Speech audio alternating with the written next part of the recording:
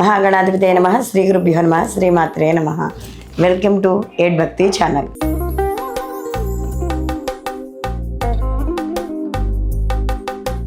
రవి గ్రహ సంచారం.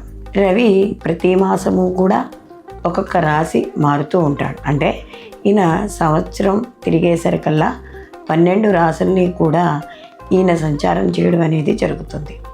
అదేవిధంగా ఈ రవి కారకత్వాలు కానీ చూసుకున్నప్పుడు రవి గ్రహాలకి రాజు.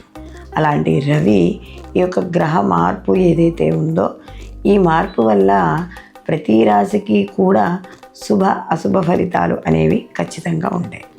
అయితే రవి ఇక్కడ మనకి సహజంగా ప్రభుత్వ రంగాలకి, రాజకీయాలకు, అలాగే ఉద్యోగాలకు, ప్రభుత్వానికి సంబంధించిన వాటికి రవి యొక్క ప్రభావం అనేది మనకి ఎక్కువగా కనపడుతూ ఉంటుంది. అయితే రవి ఈ యొక్క మార్పు వల్ల అయితే ఇవి గోచార ఫలితాలు కాబట్టి ఈ గోచార ఫలితాలతో పాటుగా మనం వ్యక్తిగత జాతకాలు, అంటే ఒక వ్యక్తి జన్మించిన సమయానికి ఏదైతే ఆ యొక్క జాతక రాశి చక్రం ఉందో దాన్ని ఆధారంగా కూడా చేసుకుని ఈ గోచారము ఆ యొక్క వ్యక్తిగత జాతకము రెండూ కూడా చూసుకుని అప్పుడు ఫలితాలు అనేవి చూసుకోవాలి. ఇవి మనకి కేవలం గోచార ఫలితాలు మాత్రమే కాబట్టి అది ప్రజలు దృష్టిలో ఉంచుకోవాలి. కాబట్టి ఇప్పుడు ఈ 12 రాశుల వారికి రవి యొక్క సంచారం, అంటే ఇక్కడ నవంబర్ 16వ తేదీ నుండి కూడా రవి మనకి వృశ్చిక రాశిలోకి సంచారం చేయడం అనేది జరుగుతుంది. కాబట్టి ఈ వృశ్చిక రాశిలో ఈ యొక్క రవి సంచారం వల్ల ఎటువంటి ఫలితాలు ఉంటాయి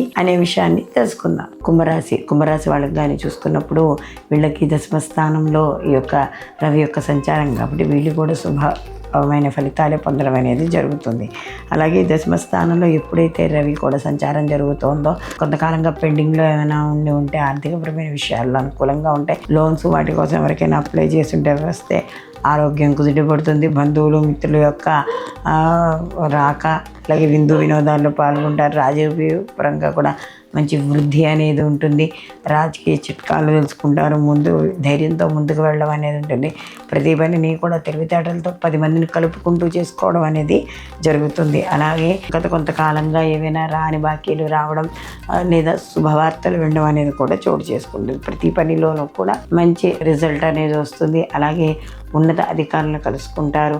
ఆధ్యాత్మిక కార్యక్రమాల్లో పాల్గొంటారు. అలాగే గురువులను కలుసుకోవడం, వారితో ముఖ్యమైన విషయాలు చర్చించడం ఇలాంటివి కూడా ఉంటాయి. అలాగే కొంత కంఫర్ట్ని చూసుకోవడం అనేది జరుగుతుంది. అది ప్రయాణంలో కానీ ఎక్కడికైనా బయటకు వెళ్తున్నప్పుడు కూడా కొంచెం ఉన్నత స్థాయిగా ఆలోచనలు అనేవి ఉంటాయి. మొత్తం మీద ఈ రాశి వారు ఎక్కువ శుభ ఫలితాలనే పొందడం అనేది జరుగుతుంది. వీళ్ళు మరిన్ని మంచి ఫలితాలు పొందడానికి ప్రతిరోజు కూడా సూర్య నమస్కారాలు చేసుకోవడం, సూర్యాష్టకాన్ని పఠించడం, అలాగే ఎర్రటి పూలతో మనకి సూర్య భగవానికి అర్చన చేయడం ద్వారా మరిన్ని మంచి ఫలితాలు పొందుతారు. స్వచ్ఛమైన స్ఫటిక లింగాలకు, జాతి రత్నాలకు ఈ కింది నెంబర్ని సంప్రదించి. సర్వే జనా సుఖినో భవంతు. లోకా సంస్థ సుఖినో భవంతు.